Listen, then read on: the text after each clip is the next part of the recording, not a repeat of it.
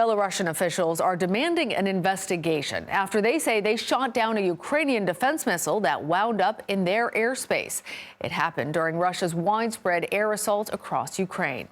That attack left many cities in the dark. Ukrainian officials say at least 120 missiles were fired towards civilian infrastructure in cities from Odessa to Kharkiv, where at least 2 deaths were reported.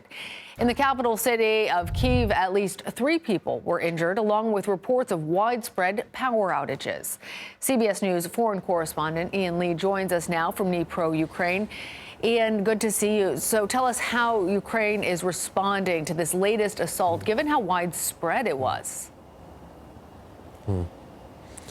Lana, the damage, according to the government, has been critical to this power infrastructure here in Ukraine. And Russia overwhelmed Ukraine's defenses, getting through and hitting power stations. We saw a video of them in complete flames. It really has done a number, and a lot of people are without electricity, and crews right now are working around the clock to try to get that power restored. We know that Ukraine is reaching out to neighboring countries to try see if they have any spare parts that they can use. But that is really one of the #1 things for the people here. I can tell you it's pretty cold, so people are without electricity, they're without heat, and so getting that restored is really crucial. As far as trying to stop these airstrikes, all they can really do is try to shoot down what Russia sends their way. Ian, as you're saying that, I'm wondering what more can be done to protect civilians in particular and this critical infrastructure during these cold winter months.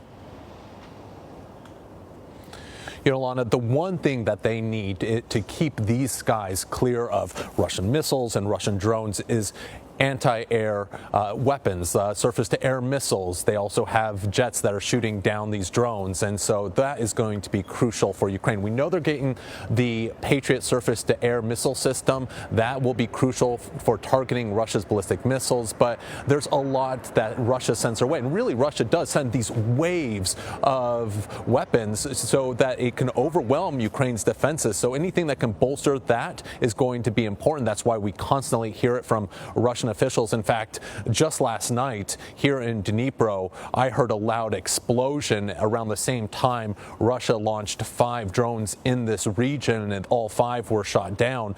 So it is every day. It's a game, and we hear these air alerts go out telling people to take cover because Russia, on a constant basis, launches these attacks into Ukraine. It's so devastating when you hear about the stories and we see those images, and obviously, Ukraine's eastern front has really been battered in recent days. As you mentioned, those waves of assaults. What can you tell us about the latest developments in that part of the country?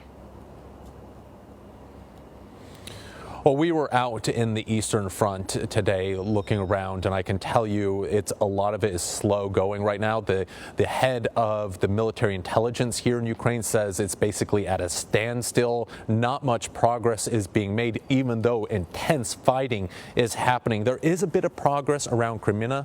That is an area that is important because if they can take it, then they cut off one of the logistic supply routes that has been important for Russian troops in the Donbass region, part of that front line. And so if they can cut that off, then there's certain pockets of troops that won't have ready available supplies. And so they're pushing there. Also, you know, if they can push further forward with these counteroffensives, then they can outflank the Russian troops. And instead of having just this big frontal assault to push the Russians out, they can outflank them. And so the Russians have to pull back out of fear of being encircled. But right now it is at a standstill, but you never can rule out the Ukrainians for surprising people with a counteroffensive. Lana? All right, timely updates. Ian Lee, thank you.